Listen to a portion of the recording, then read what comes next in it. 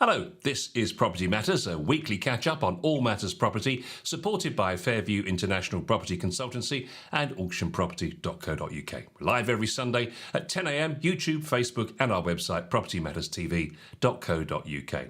If you're watching on our website, don't forget that Google review button. Leave us a comment there if you would be so kind. And also you can leave your comments if you're watching on social media just below where you're watching us now. If you'd like to email, it's hello@propertymatterstv.co.uk.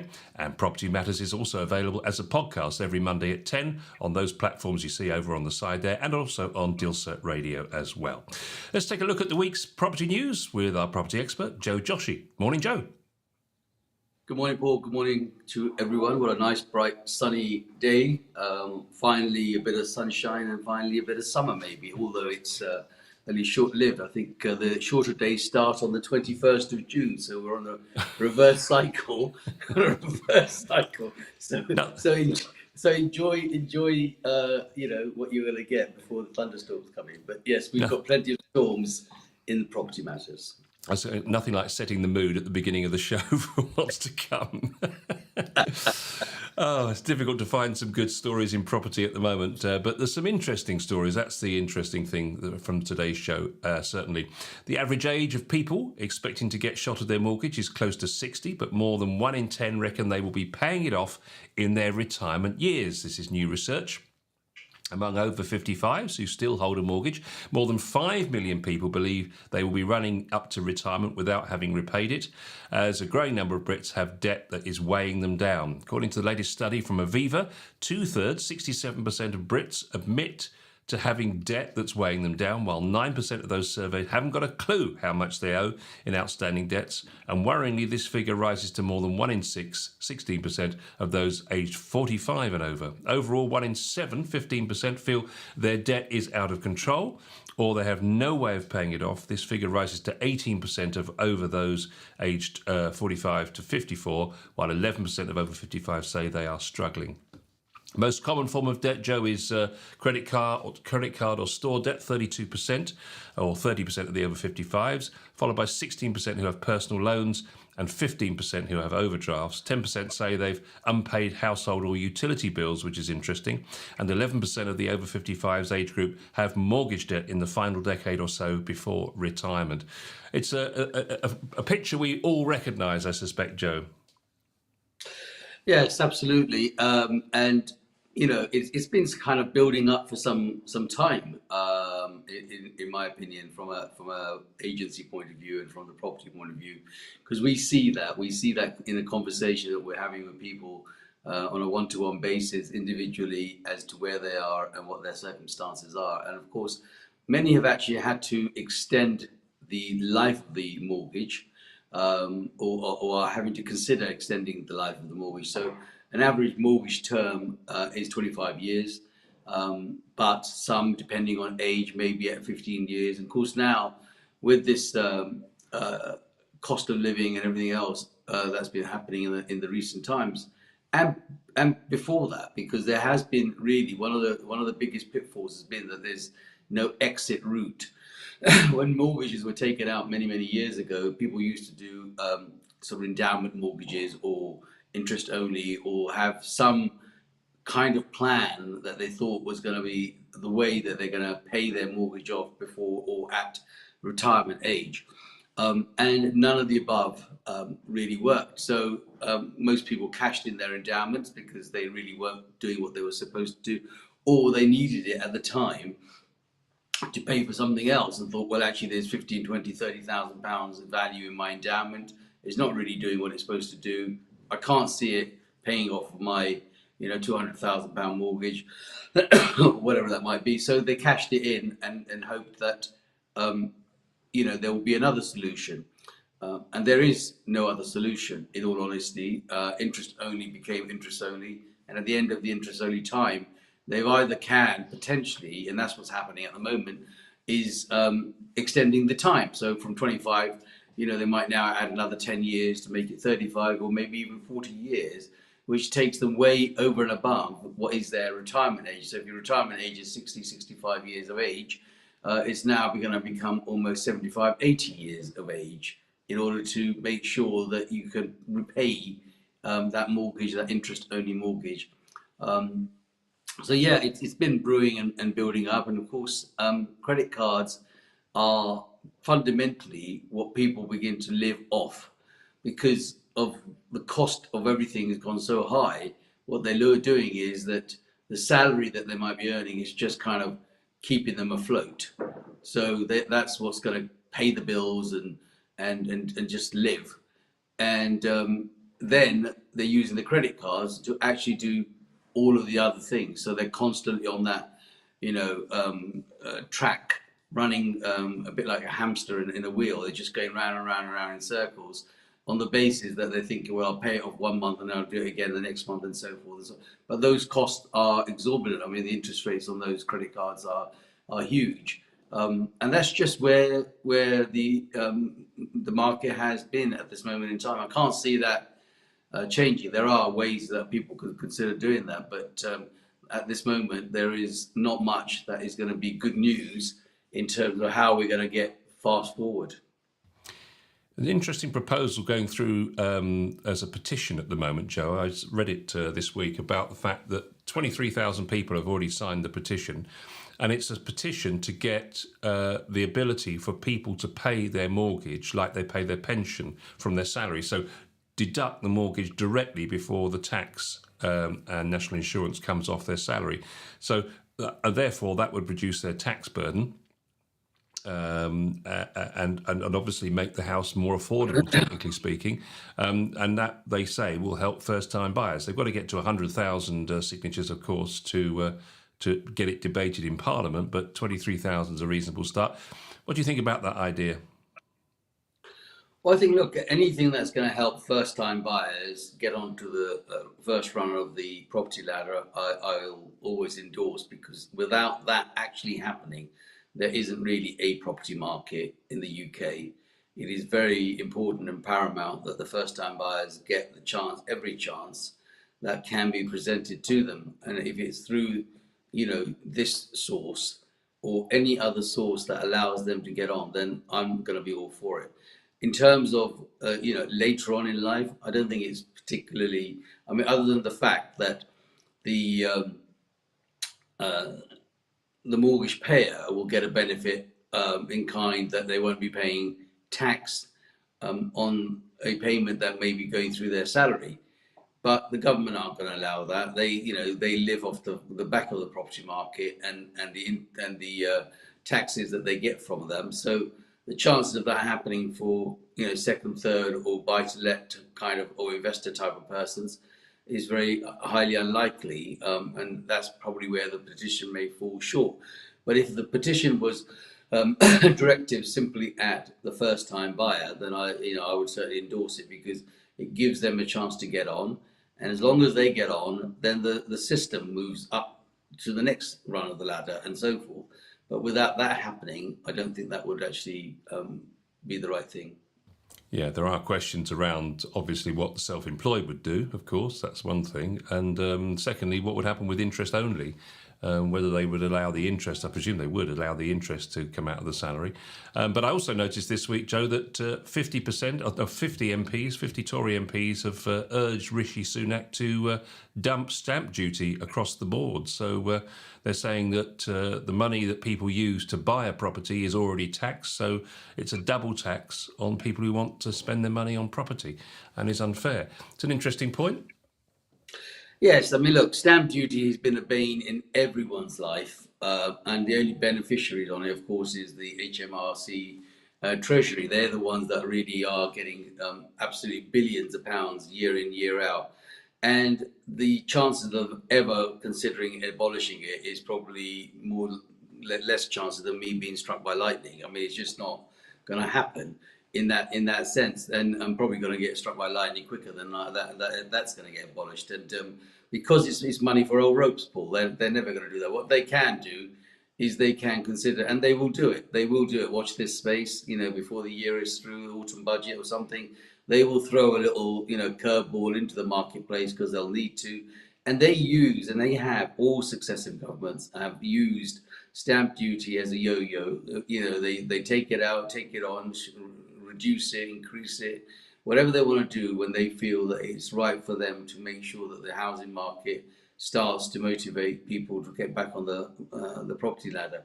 At the moment, it is very challenging for most people through cost of living, through the fact that borrowing instruments used in order to calculate what somebody can actually afford, they call it affordability, and so many other avenues that actually stop people borrowing the amount that they want.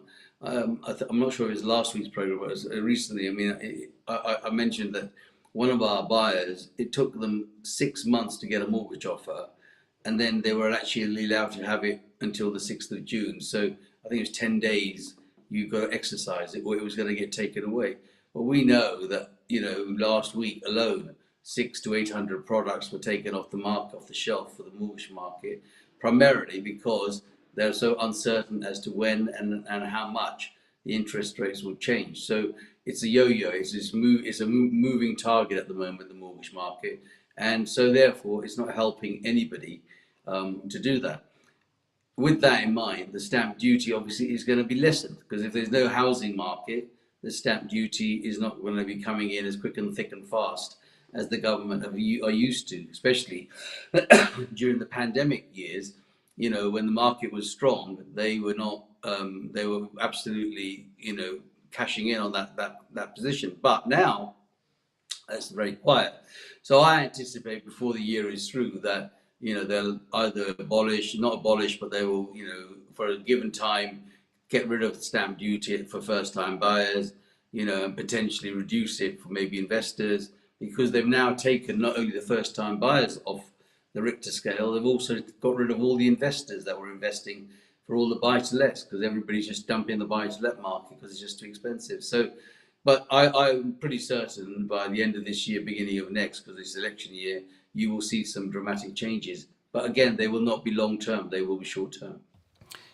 Interesting what the Treasury's response was to the Tory MPs was the fact that they said that stamp duty, over half, just about half of all the transactions don't have any stamp duty payable anyway. And second, they said that stamp duty is a valuable contribution to help run the NHS and public services, etc., etc., etc. But what I don't understand is why homeowners should be exclusive, additionally paying on top of what they're paying in their salary as well. That seems a kind of strange thing to say, that the tax is there to help fund services, and homeowners are having to pay double. Absolutely, that is definitely wrong. In their reply, and in the purpose of it. Definitely, we are already paying taxes on our salaries and what we're earning, and then to go and pay another tax for the privilege of buying a property, and then perhaps another tax for the privilege of selling a property, and let alone all the other stealth taxes that are in between those journeys. I mean, pretty much everything that you want to talk about, buy, VAT. I mean, there's a tax on anything and everything that they do. So the governments do very well out of the public in terms of the taxes are concerned. But of course, what doesn't take people away from the property market is that they will never save as what they can theoretically save through the ownership of property. So if you bought a property back, I don't know how many, 20 years ago, we know that they would have never saved if that house is now worth, or that property or flat is now worth, let's say they bought it for 100,000 as an example, and it's now worth 250,000. They would never have saved 150,000 pounds in their normal lifetime because of what taxes are and what little salaries they are and what the cost of living is going to be. So that is the driver always for most people to want to buy a property. A, it's their own home until they pay the mortgage off, of course, because otherwise it's joint ownership with the lender. And B, it means that when they do sell, or they come to retirement age, or anything happens like a separation or whatever the circumstances might be, there is some equity that needs to be divided out of the value of that home.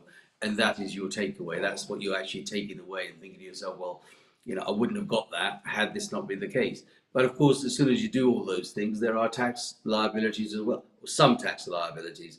I know that, owning your home and having a capital gains tax on it is not there because it is your main residence. But if it is no longer your main residence, and you have others, then you are liable for tax.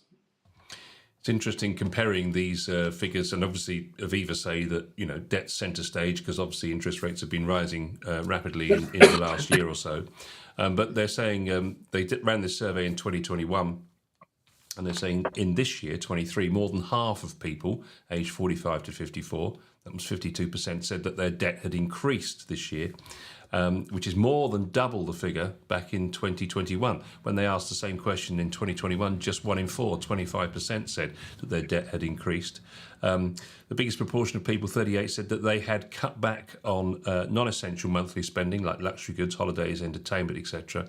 And twice as many people, 21% compared to 11%, worked overtime or got a second job. Reassuringly, many people, 13%, said they had sought advice from debt services or helplines compared to only 7% in 2021. And people are using things like loans, credit cards, families, comes up very high as well. 11% asked family or friends to help out when they got a big bill, a surprise bill, and what the ONS, Office of National Statistics, call a big bill is anything over $850 that's a one-off payment, and they measure this to see what liquidity people have in their lives, and these figures are all on the way down. And I guess obviously with interest rates rising and the bills that we've been facing, it's no surprise, is it really? Not at all. And I mean, look what has happened just even in the last 6 months alone. We have been absolutely bashed around by all the extra burdens of costs and the cost of living, and of course how affordability has affected that for people to borrow. I think it's 10 consecutive interest rate rises in a short space of time. The cost of your electric and gas and your rates and cost of food, all of those things are just literally been compounded in the last 6 months, and we are not out of that woodwork at all by any stretch of the imagination, especially when some of those fixed rates come to an end in the next few months. Those people are going to be suffering. So it's not going to go away quickly. It came like a tsunami with the Miss Truss's intervention, and it's not going to go away just like that. It's going to take some time to actually drain out all that rubbish and get to some point. But the opportunity rose for the banks at that time to start whacking up the interest rates. We had it good. The interest rates was really low and I think most people, I've always said that most people were kind of expecting and almost prepared for the interest rate to go up because they knew that it was very low. But what they were never prepared for was all the other costs, like the utility costs, and the rates and the cost of living, the food prices that have just gone through the roof. All of those things were not bargained for, which came at the same time as the interest rate. So yeah, those are the sort of collectively that became incredibly expensive to manage, and I think it'll be a while before we get through that. But certainly, if the housing market doesn't get some sort of direction in the next 6 months to a year, then you will find that will be where the real problems start to come. Interestingly, there's more bad news for landlords this week. Apparently, if they're worried about the abolition of Section 21, then they want to take a look at what's going on in the courts at the moment, because apparently what we have now is a severe bailiff crisis. There's not enough bailiffs to carry out the actions of the courts. So this is Paul Champliner from Landlord Action saying the eviction, that the court system is on the brink of a severe bailiff crisis as an increasing number of county court bailiff evictions are being put on hold or cancelled, leaving landlords facing an even longer wait and higher cost to evict tenants. Whilst the Ministry of Justice claims delays and cancellations are amid safety concerns due to a lack of personal protection equipment, PPE for bailiffs, Landlord Action says cracks in the court system started years ago. This is just the beginning, and without intervention, the problem is going to get worse and worse, says Paul. The historic lack of investment in the courts is now being compounded by changes in regulation and rising interest rates, sparking landlord panic to exit the rental market. In 2023, the first quarter of this year, landlord repossessions in the county courts rose by 69%. That's extraordinary. In comparison to the same quarter in 2022, this is before Section 21 is abolished and more eviction cases end up in the courts. So that's extraordinary, isn't it? County court repossessions up 69% in the first quarter of this year. And that is only the buy-to-let market there. That's landlords wishing to evict their tenants who have not been paying their rent, who no longer are in a position to pay their rent because of the cost of living has gone so expensive. The system of the Section 21 notice is the only way to get out of that right now. Imagine if that has been abolished and Gove gets his way to get rid of the Section 21 notice. These people would have to wait and go through even more pain to get a tenant out of their property. So that's why there has been this sharp rise, because there was a backlog of people that didn't pay during the pandemic, and they couldn't do it. The government had a moratorium to say there will be no eviction, we cannot do this.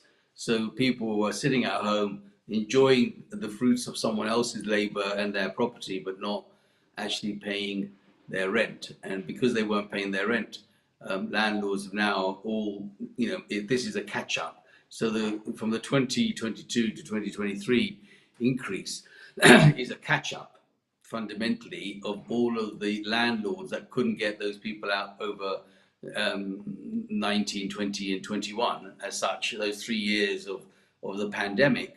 And also it has been accelerated primarily because of Gove's thing about abolishing the Section 21, because they know that if that came in, you're just not going to be able to get any further, any quicker. And obviously there are other routes, but every time it's costing the landlord more money through the legal system to try and get any recourse on or getting any evictions done. And so that is now compounded on top of that by the number of bailiffs that may be available to actually exercise those things. So this is just the buy-to-let and the tenants. We haven't probably hit the numbers of what is likely to happen with potential mortgage arrears and so forth, which will happen because, again, mortgages went up to such a high level that people are not able to deal with those as quickly as they've been going out. Now, if that was spread out, for example, say the Bank of England was doing that over an annual basis, so it's 0.25% an annual thing, it was fine. But they've been doing it monthly, and where's that money going to come from? So the next figures we will be sharing with our viewers and our listeners will be the figures for repossessions, perhaps in the next 6 months. So yeah, I mean, if and then if the government turns around and says, well, actually, we're going to have to put some sort of a moratorium on this, can't have all these people homeless. The people that own these properties are going to be sitting there thinking, well, that's great, but who's going to pay for it? So the landlords end up paying for something or for someone to live in their property for no payment. They've got a current case here, which does sound like a real headache. So they're representing Landlord Action, representing this client. The client waited 16 weeks for the date of possession order, and that was granted on the 24th of January. And the date that the bailiff appointment was confirmed. So they got the possession order on the 24th of January, and the bailiff finally turned up on the 16th of May, 16 weeks later. However, the eviction date was set for the 2nd of, with the eviction dates set for the 2nd of August. So they got the order on the 24th of January, the bailiff went in on the 16th of May, and the eviction date was set for the 2nd of August. However, the landlord has this week received a phone call from the bailiff saying that due to the PPE issue, it could take a while to be rescheduled. The landlord has already waited more than 6 months to reach this point, with his tenant currently owing £20,942, and that's increasing by £81.91 per day. It sounds like a massive headache, doesn't it, Joe? Well, that's one story, but that is now, I mean, it's 100 times. I've spoken to many landlords who just now want their properties back. What the government haven't really realised that when they get rid of all these landlords who want to get out of it, all these people that are going to be evicted have got to be found another property somewhere else to live. So where are they going to do with that? So the government aren't building enough houses. They've got no share of the Section 106 from even developers. Developers have stopped building at this moment. The cost of borrowing is so high that they're not building because they're not selling them as quickly as they are. So the whole thing is, coming to a little bit of a halt, and until somebody, wakes up and says, we need to change this. And I'm pretty confident that in the next 6 months we'll have that, but it might be just 6 months a bit too late. It needs to have that action now, otherwise, there's going to be a whole bunch of issues. So this chap, this one particular case, I mean, he's waited this long. He's got £20,000 debt. He wants out. He wants out because he wants to sell that property, which is costing him. He's paying taxes on it. He's paying a mortgage on it, and the tenant's not paying it, and he's also paying legal costs. Court cost, court fee, all of those things that are just piling up, and to get nothing out of it. So he's desperate to get out. Now, can you imagine that, 1,000 times? Because basically there's all these landlords that got these people all over the country that are not able to make that. And I'm not saying they're doing it intentionally. They may not be in a position to make those payments because cost of living and everything else has gone up so high. They may not be in a choice. But if they are all evicted successfully, where are they going to go? That's the question. Where are they going to go? And I don't think the government's got that, story right. So again, we're talking about asylum seekers who are coming in and government spending £7 million a day in paying hotel bills for asylum seekers. Well, the next thing you'll do is they might have got a barge, which is now not allowed to have the asylum seekers because nobody wants to have it docked in their dock. It's still sitting in the middle of the sea. The barge is not going to do it. So what are they going to do? Put these people that are being made homeless into a barge in the middle of the sea? The whole thing is just not gelling at all. But I'm sure somebody will wake up and find a solution. Landlord Action is calling on the judges at the county courts to grant leave to transfer more eviction cases with serious arrears to the High Court and share the burden of the rising workload. But of course, in doing that, and that was something that was offered to this particular client who's got the £21,000 worth of debt. But of course, they're unwilling to take on even more costs, which is, again, coming out of the landlord's pocket to try and sort the situation out. These cases are really struggling. Well, one thing I was going to say to get to my point was that the government say that they're going to completely revolutionise and change the whole court system when Section 21 goes. And I think they probably know that this is the situation currently. So it does need reform. But what's been really frightening, I think, is the fact that when the Renters Reform Bill was announced, and it's being read at the moment, there's no detail in there at all about what they're going to do about the cases and the courts. Because they weren't planning this in their mind, and that's why it's behind. They haven't got the people. They've cut the number of people. They've cut the number of bailiffs that are available to do this. The one bailiff in some places are doing different counties. They're doing 3 or 4 different counties. It's a huge amount of work that they're having to do in order to do that, and they weren't prepared for it. It's as simple as that, really, Paul. Nobody bargained that this was going to be, but it has been a lot of things all at one time. And all those things are, as I said, cost of living is number one.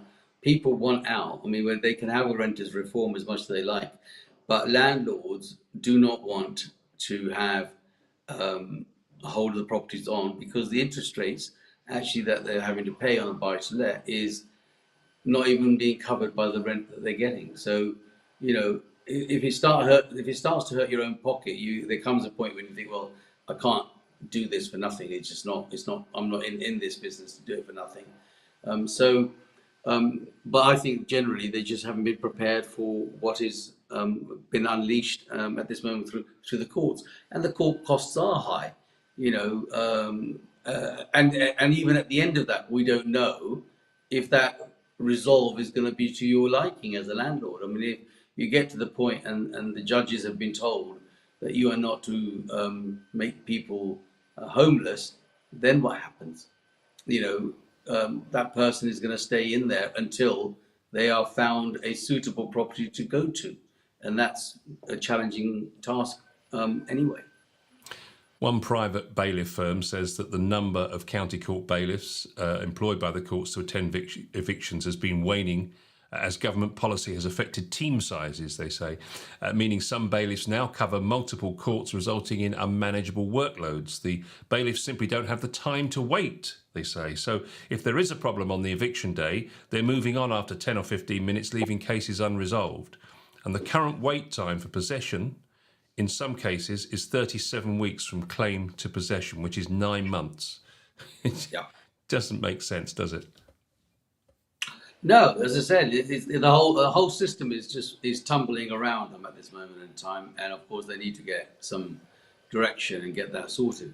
I mean, they would be well advised to speak to or get some guidance for people on the ground, but of course they always choose people that have never had any experience in the reality of it, and it's all about someone who has an accolade, but you might have a degree, in how to deal with housing crisis, but you've never actually been on the front line to deal with it.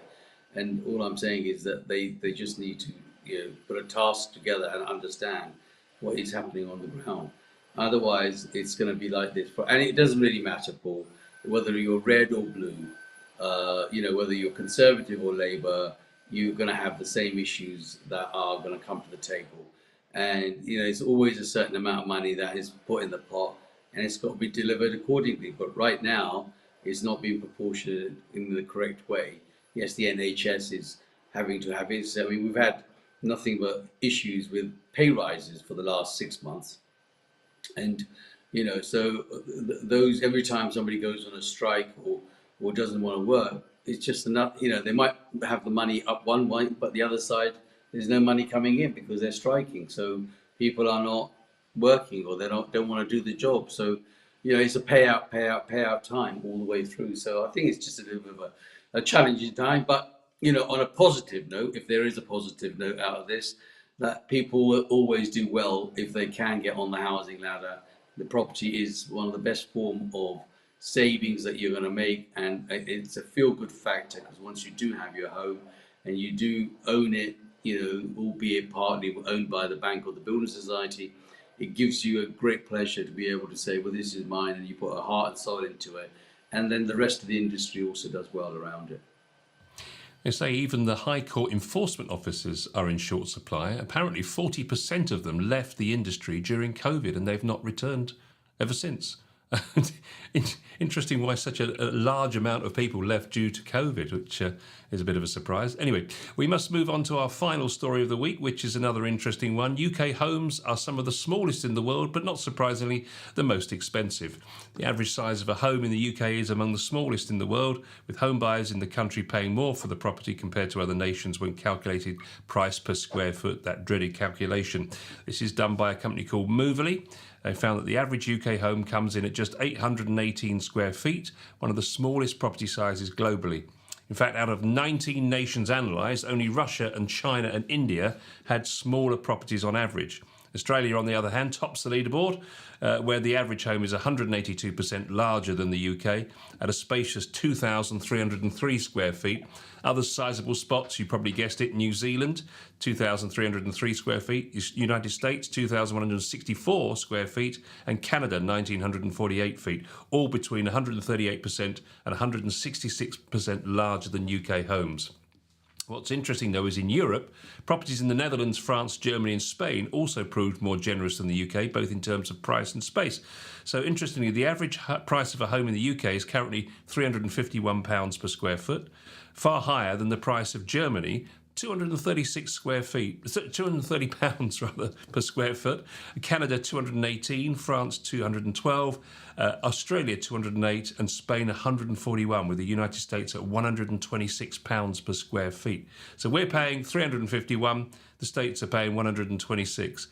That's outrageous. Even London is £724 per square foot, which reflects the high cost of the property in the capital. Interesting stats. Yeah, but not surprising at all.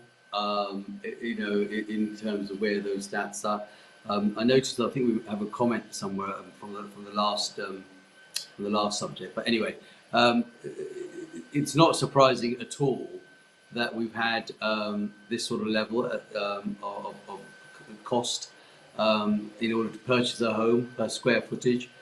I've always said we're an island, and as an island, we can only go up or go down. There's very limited space to go out. And because of that, our prices are going to be, the average size is right. It's about 880, probably about 900 square feet. Our Victorian good old terraced houses are that size, give or take, not including the roof space and any extensions at the back. The basic 3-bed mid-terrace properties, circa 880 to 900 square feet, which is quite interesting, really, isn't it? That when you look at that as a flat, sometimes at 700 square feet, it doesn't look as big as the house does on 2 floors, because the house, we've all grown up as children in such properties, and again, it's about space. And when you look at our country, the United Kingdom, from a bird's eye view, from the top down, and if you travel from the south to the north, for example, you will find that as you travel down the M1, around you, majority of it is countryside, farmland, waterways, etc. There's not much building going on, and through the policies that the country has, through Green Belt policy and all sorts of other policies, it means we are restricted to the amount of space that we've got left to build. And that is where supply and demand comes in. The supply is somewhat limited. The demand is huge for people wanting to live in the United Kingdom. We know that because even if you look at the stats recently from the number of people from the dinghies that are coming in every year, you imagine how many of those are coming. So the demand is extraordinary, and therefore the supply is limited and the prices are going to be up. But nevertheless, people still find the wish and the will to want to own and buy their properties. And of course, the other places like the United States and New Zealand and so forth, they have more country space. So of course they build bigger and subsequently have more. So therefore the supply is actually perhaps oversupply. Demand is good, but not as exciting as being in the United Kingdom and other smaller European countries. And so subsequently, the pounds per square footage is spread out evenly. But then there are other costs that happen. When you look at the average terraced house, the cost of running an average terraced house is far less than your 2,300 plus square foot in New Zealand, because it's on its own, and therefore heating it and dealing with it are another way of having different costs on there. But I'm not surprised at all about the cost at £350 per square foot on the average, and £700 per square foot in central London. Some parts of central London are just extraordinary. I mean, they're uncalculatable, if there's such a thing, because people will pay extraordinary amount of money for properties there. I think recently I saw one that was marketed in Regent's Park at something like £1 billion, some ridiculous amount. I mean, how do you calculate that situation?